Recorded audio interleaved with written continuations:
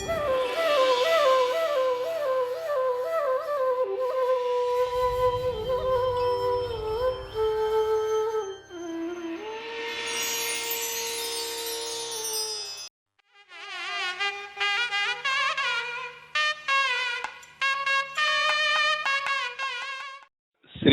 నమః. లలితా సహస్రనామం ఎలా చదవాలి, ఏది సరైన పద్ధతి అని తెలుసుకోవడానికి ముందు నిన్నెవరో అడిగారు, త్రిశతి కూడా చదవచ్చా దీక్ష లేకుండా అని. మళ్ళీ మళ్ళీ చెప్తున్నాను, త్రిశతిలో మొట్టమొదటి అక్షరం పంచదశి బీజాక్షరంతో మొదలైంది, క ఏ ఈ అని. అంత మాత్రం చేత అది పూర్తిగా మంత్రం అయిపోదు. ఆ లెక్కను వస్తే కకారంతో మొదలైన ఏ పదము మనం పలకూడదు. చేత అకారాది క్షకారాంత మాతృకావర్ణ రూపిణి అక్షమాలాది ధర అని చెప్పినప్పుడు మనము ఏ త్రిశతైనా, ఖడ్గమాలైనా, అష్టోత్తరమైనా ఏదైనా సరే దీక్ష అన్నది మనకి ఉన్న శ్రద్ధ, భక్తి, ఆ రెండిటి వల్లనే మనం చదువుతాం. లేదా దేన్ని చదవడానికైనా సరే ఒక మంచి పని చేయడానికి ఆలోచన వచ్చిందంటే దాన్ని వాయిదా వేయకూడదు. ఒక చెడ్డ పనికి ఆలోచన వచ్చిందంటే దాని గురించి మళ్ళీ గురువుని అడగచ్చు, ఏమంటే ఇది చేయాలనుకుంటున్నాను, చెయ్యొచ్చా అని చెప్పి. అంచేత ఎవరైనా సరే ఏ స్తోత్రమైనా, అందులో ఇంకోటి ఏంటంటే మనం ఏదో ఒక ప్రాపంచిక కార్యం సాధించడం కోసం, అది సత్వ రజస్తమో గుణాల బట్టి ఏదో ఒక గుణంతో మనం చదువుతున్నప్పుడు ప్రాపంచిక కార్యం కోసం అయితే అప్పుడు గురువు యొక్క సలహా తీసుకోవడం, దీక్ష ఉండడం అలాంటివి వస్తాయి. కేవలము ఒక భక్తితో, అమ్మవారి మీద ప్రేమతోటి మనం చదువుతున్నప్పుడు ఎటువంటి దీక్ష అనవసరం. ఎందుకంటే అమ్మవారి యొక్క సూచన ప్రకారమే నేను ఇప్పుడు చెప్తున్నా, మీరు ఇప్పుడు వింటున్నా ప్రతిదీ అమ్మవారి కనుసైగల్లోనే జరుగుతూ ఉంటుంది. కాబట్టి అమ్మవారే అక్కడ గురువు, మనకున్న ఆలోచనే దీక్ష. ఇప్పుడు లలితా సహస్రనామం చదివే ముందు ఇందాక నేను చెప్పాను, మనం చదువుతున్నది మనం వింటూ చదవాలి పారాయణ చేస్తున్నప్పుడు. అప్పుడు ఏమవుతుందంటే చంచలహి మనస్తత్వం అంటారు, కొంచెం వదిలేవా వేరే విషయాల మీదకి వెళ్ళిపోతూ ఉంటుంది. మీరు చూడండి, కావలిస్తే లలిత చదువుతూ చాలా విషయాలు ఆలోచిస్తాం. శివశక్తికి రూపిణి లలితాంబిక అని చివరికి వచ్చేస్తుంది. అరే అంత లోపల అయిపోయిందా, మధ్యలో ఏం ఆలోచించాం, ఏం చదివాం, ఏమీ తెలియదు. అలా కాకుండా ఈ చెలించే మనసుకి ఒక పని పడేస్తే, ఆ పని ఏమిటి, నేను చెప్పేదాన్ని వినడమే ఆ పని. శ్రవణం వల్ల రెట్టింపు కీర్తన అవుతుంది. అంచేత వెరసి ఈ కీర్తన చేస్తూ వినడం వల్ల దానికి విలువ పెరుగుతుంది. అందుకే చూడండి, ఈ గాయకులు కూడాను వాళ్ళు పాడేది వినడం కోసం ఫీడ్బ్యాక్ అని చెవిలో ఆ స్పీకర్ లాంటివి పెట్టుకుంటారు. అప్పుడు వాళ్ళకి ఎలా ఉంది, ఎలా ఏ శృతిలో పాడుతున్నాం, ఆ పాట ఇంకా ఉత్తమంగా రావడానికి ఛాన్స్ ఉంది. అంచేత లలితా సహస్రనామం చదువుతున్నప్పుడు అది ఎవరు చెప్పారు, వసిన్యాది వాగ్దేవతలు చెప్పారు. అంటే మనం పలికే ప్రతి పలుకు కూడా అక్కడ మంత్రంతో సమానమే. ఎవరికి చెప్పారు, హయగ్రీవ అగస్త్యులకు చెప్పారు.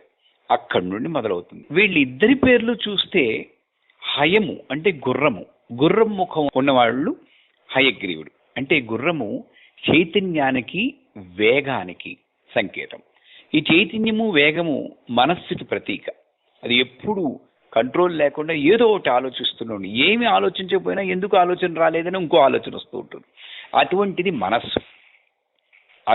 అశ్వము ఇంద్రియములతో కూడా పోలుస్తాడు, అంటే మన కంట్రోల్లో లేకుండా ఉండేది. అగస్త్యుడు అంటే ఏమిటి, పొట్టివాడు.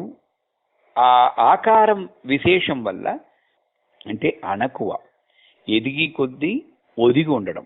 ఎంతో శక్తివంతుడైనా సరే ఏమీ లేనట్లు చాలా ఒదిగి ఉండేటటువంటి తత్వం. అంచేత ఈ ఇద్దరికీ మధ్యన సంవాదం. అంటే ఏమిటి, ఈ లలిత చదవడం వల్ల రెండు లక్షణాలు అలవడతాయి, రెండు శక్తులు వస్తాయి మనకి. ఒకటి, ఇంద్రియం అనే అశ్వాన్ని, అశ్వారూఢాధిష్ఠితాస్వ కోటి కోటి విరావృత అని వస్తుంది. తర్వాత ఈ అశ్వారూఢ అనేది గుర్రాలక్క దేవత. ఆవిడ్ని స్తుతిస్తే మన అశ్వములనే ఇంద్రియములు వశంలో ఉంటాయి. అంచేత ఇంద్రియములు వశంలో ఉంచుకున్నప్పుడు ఎదిగి కొద్దీ ఒదిగి ఉంటాం. ఈ రెండు లక్షణాలు అలవడి ఎప్పుడైతే ఈ రెండు లక్షణాలు ఉంటాయో వాక్ శుద్ధి, వాక్ సిద్ధి రెండు కూడా వాగ్దేవతల యొక్క అనుగ్రహం వల్ల వస్తుంది. అంచేత నువ్వు ఏం పలికితే అది అక్కడ నెరవేరిపోతూ ఉంటుంది.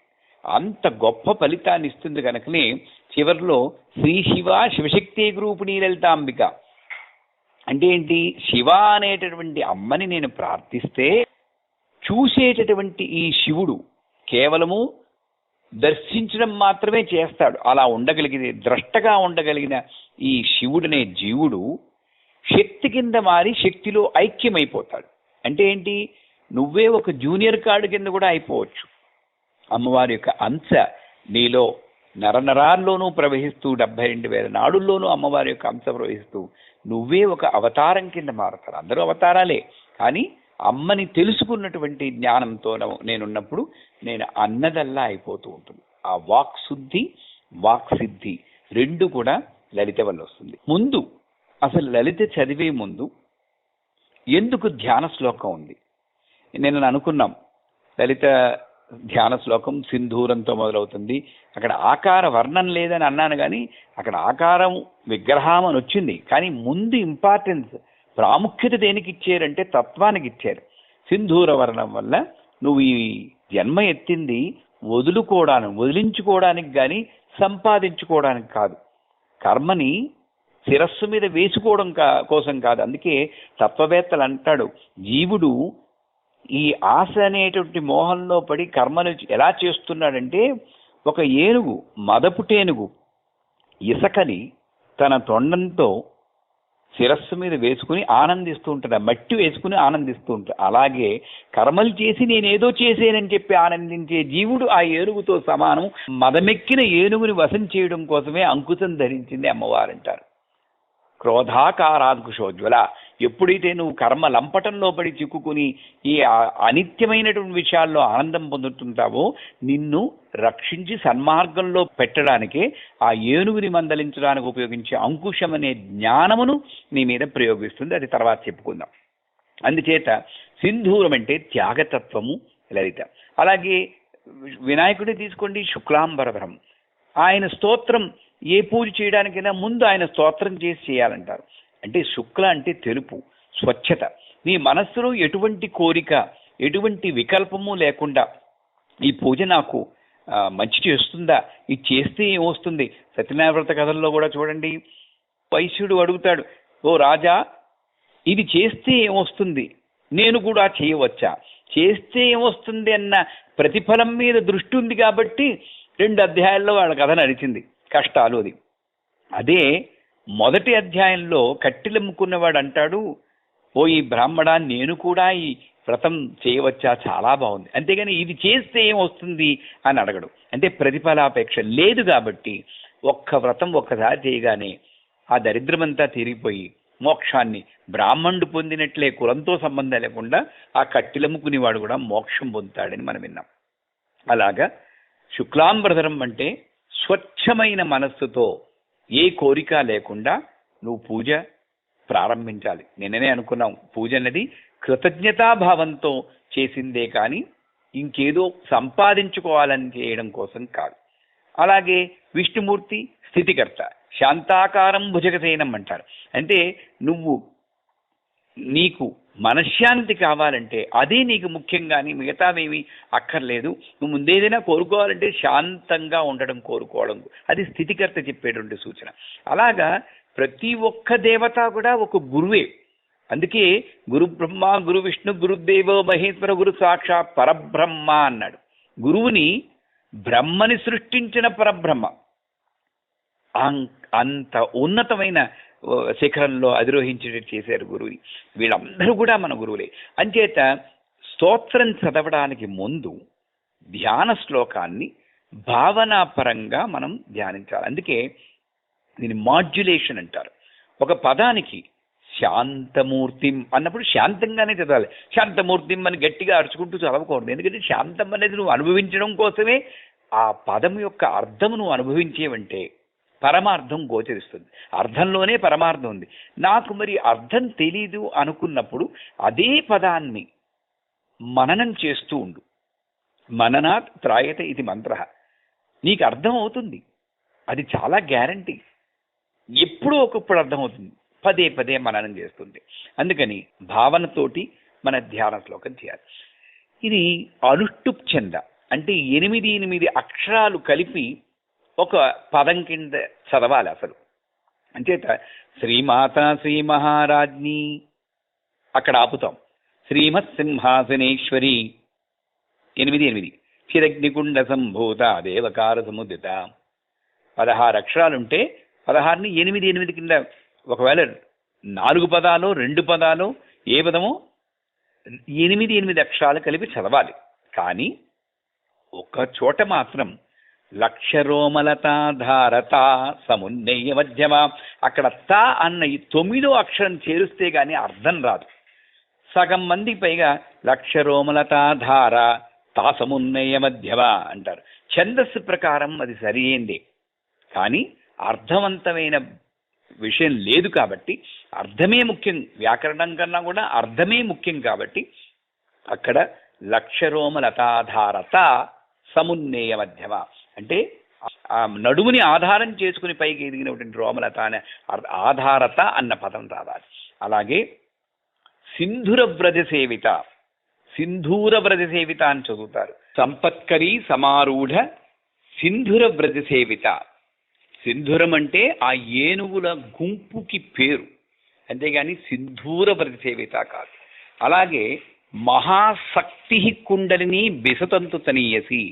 మహాశక్తి అంటే ఆవిడ కుండలిని రూపంలో మూలాధారంలో ఏ సాధకుడు నన్ను తన మంత్రజపం చేత ప్రేరేపించి ఊర్ధ్వముఖంగా సహస్రారం వైపు మరల్చుతాడు అని మహా ఆసక్తిగా ఎదురు చూస్తున్నటువంటి కుండలిని స్వరూపంలో ఉన్న తల్లి అనే అర్థంలో మహాశక్తే కరెక్ట్.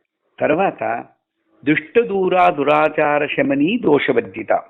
అక్కడ కూడా ఛందస్ ప్రకారం అయితే దుష్ట దూరా దురాచార శమనీ దోషవర్జిత అన్నది 2వ పదం కింద వస్తుంది. కానీ దురాచార అంటే ఆవిడ్నే మనం ఒక దురాచార కింద సంబోధిస్తున్నాం కాబట్టి దుష్ట దూరా దురాచార శమని దోషవర్జిత అని అక్కడ మాత్రం కొంచెం మార్పు చేసుకోవాలి. ఇవి సాధారణంగా మనం చేస్తున్నటువంటి పొరపాట్లు. ఇది కాకుండా పొరపాట్లు కాకపోయినా అర్థం మనకి అర్థం అవ్వాలంటే పద విభజన చేసి చదవడం కొంత అవసరం. ఎక్కడంటే మూర్త అమూర్త అనిత్యతృప్త మునిమానస హంసిక. మూర్త అమూర్త అనిత్యతృప్త, ఇది ఇలా చదవక్కర్లేదు. కానీ చదివేటప్పుడు దీని అర్థం అనిత్యతృప్త సుమా, నిత్యతృప్త కాదు. ఎందుకంటే నిత్యతృప్త భక్త నిధిని నియంత్రి నిఖిలేశ్వరి అని ఇంకో చోట వస్తుంది. అంచేత మూర్త అమూర్త అనిత్యతృప్త. అలాగే ధ్యానగమ్య అపరిచ్ఛేద్య జ్ఞానద జ్ఞాన విగ్రహ. పరిచ్ఛేద్య కాదు. ఇలాగా కొన్ని సవరణలు మనం చేసుకుని చదివితే ఆ అమ్మ సత్ఫలితాలను అడక్కపోయినా మనకి ఇస్తూ ఉంటుంది. శ్రీమాత్రే నమః.